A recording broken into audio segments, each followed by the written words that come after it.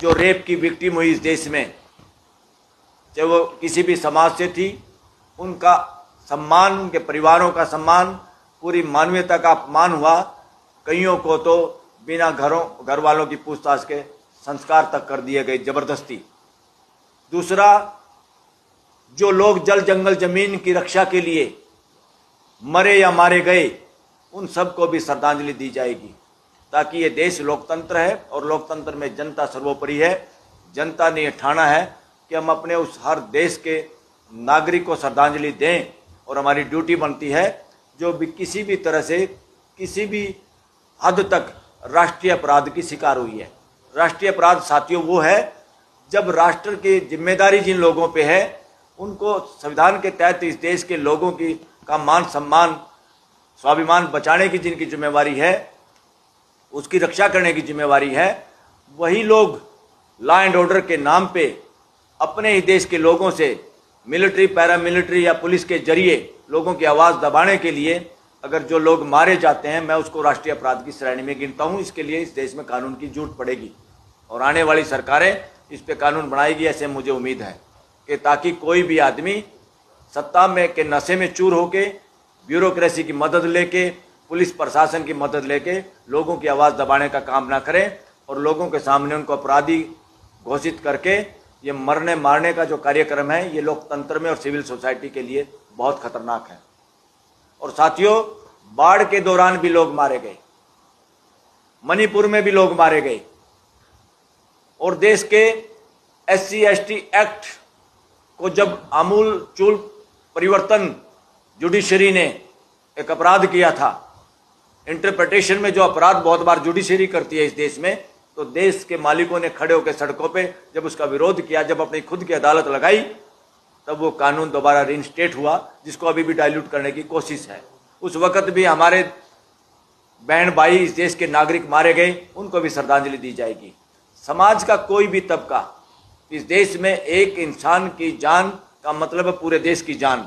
एक इंसान की जान, एक हमारे नागरिक की जान, एक हमारे भाई बहन की जान, जिसकी भी अपराध के बहाने, लॉ एंड ऑर्डर के बहाने, डेमोक्रेटिक प्रदर्शन करने के दौरान या किसी को आतंकवादी, नक्सलवादी, देशद्रोही, पाकिस्तानी, पता नहीं क्या क्या कह के मिसयूज जब किया जाता देश की फोर्सेस का, गलत तरीके से, लीगल तरीके से, कॉन्स्टिट्यूशन की चादर ओढ़ के, ऐसा अपराध है राष्ट्रीय अपराध, और ऐसे अपराधियों का नाम है राष्ट्रीय अपराधी। जिस देश में कानून की जरूरत पड़ेगी, क्योंकि बहुत हो चुका, सिर पानी से ऊपर उठ गए। अब ये श्रद्धांजलि सभा है, और इस श्रद्धांजलि सभा में हम देश के हर नागरिक को, और आसपास दिल्ली के पास जो भी लोग हैं, सभी समाजों के लोग बढ़ चढ़ के हिस्सा लें। इवन माइनॉरिटी समाज के साथ भी कई अपमानजनक घटनाएं हुई,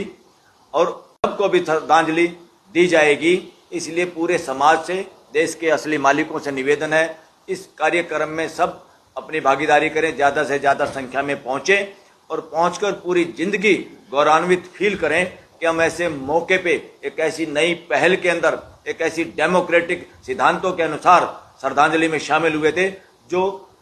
पहली बार देश में हो रही है। और इसमें सबसे ज़्यादा मैं इस सहयोगी होने के नाते, और इसमें जो सहयोग दे के मोटिवेट करने में सबसे ज़्यादा बड़ा रोल रहा मिशन जय भीम का, जिन्होंने बिल्कुल कदम से कदम मिला के हर उस काम में वैचारिक तौर पे भी, और जगह तय करने में भी, और हर बात में जो एक कार्यक्रम करने के लिए जो जरूरत होती है, उस हर काम में दिशा निर्देश भी, सहयोग भी, वैचारिक योगदान भी, और कंधे से कंधा मिला के मिशन जय भीम इस प्रोग्राम के अगुवा के रूप में हमारे साथ इस मंच की मुख्य रीढ़ की हड्डी के रूप में काम कर रहा है।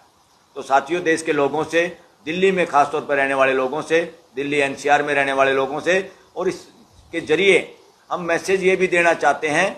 कि देश में किसानों को श्रद्धांजलि देने का ये पहला प्रोग्राम देश में हो रहा है। ये प्रोग्राम बहुत दिन पहले हो जाना चाहिए था।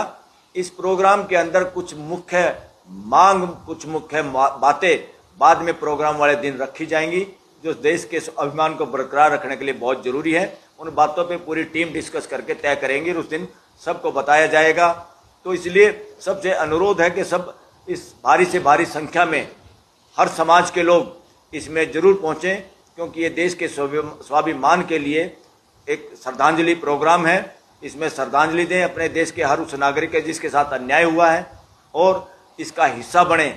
और आने वाली पीढ़ियों का और आज जो हम लोग हैं उन सब के स्वाभिमान को कोई ठेस पहुंचाने की हिम्मत ना करे फ्यूचर में इस देश में, कानून के नाम पे या शासन के नाम में। संविधान के बाद शासन नहीं, सिर्फ और सिर्फ व्यवस्था, मानवीय व्यवस्था की स्थापना की ड्यूटी है सरकारों की,